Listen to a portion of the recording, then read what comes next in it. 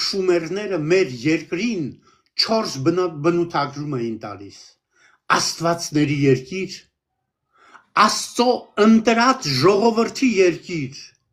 սուրբ օրենքների և ծեսերի երկիր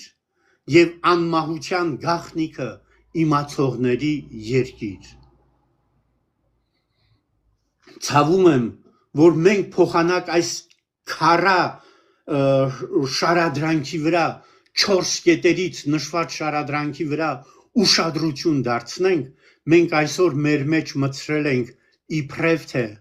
մենք աշխարհի ամենատատանք ժողովուրդն ենք,